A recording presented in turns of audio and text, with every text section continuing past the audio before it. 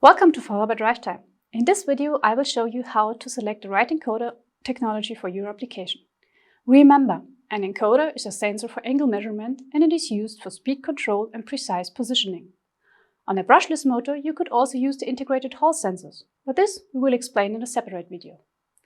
The FAULHABER encoder portfolio has grown continuously with the motor portfolio. For nearly every motor, we have several encoder versions available.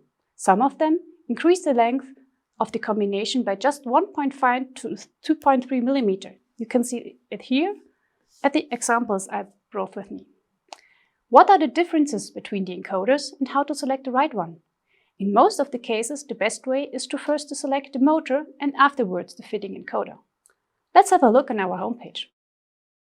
With the FAULHABER Drive calculator, we selected the 2232BX4 to be the right motor for the application.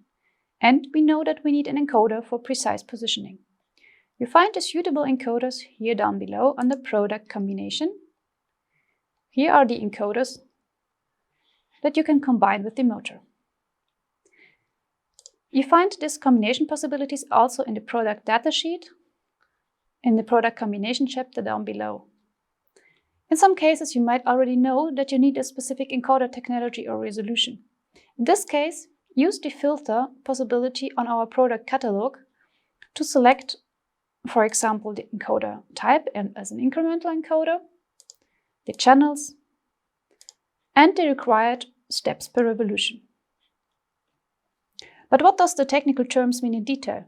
Let's have a closer look. In magnetic encoders, sensors are used to determine the change of the magnetic field. This magnetic field is created by an additional sensor magnet mounted on the rotor.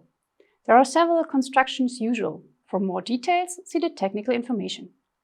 Magnetic encoders are sensitive to external magnetic fields, but they are robust in terms of dust, humidity, thermal changes, and mechanical shock. Optical encoders are insensitive to magnetic interferences as they work with light. An LED sends out light to a photodetector and it is reflected or transmitted.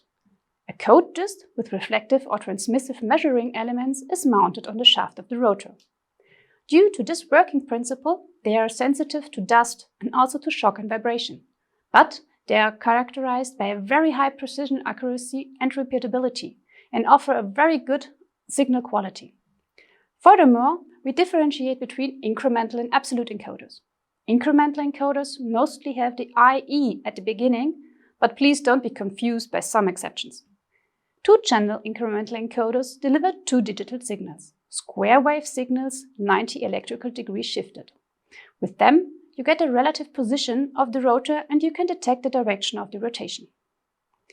Three-channel encoder have an additional third channel, called index channel, for detecting very precise reference positions, more precise as only with an external reference.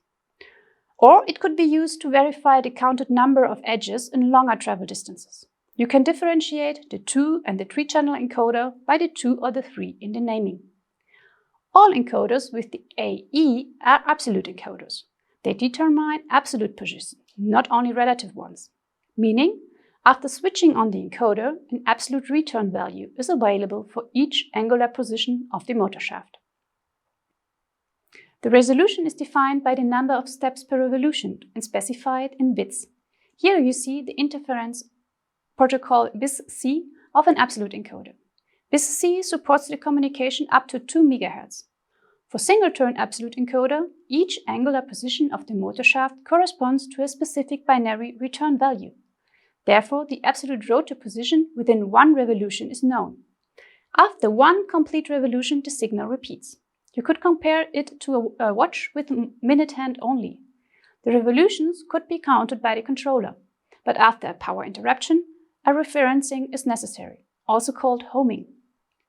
Multi-turn absolute encoder also capture the number of revolutions with an additional sensor and an electronic memory element.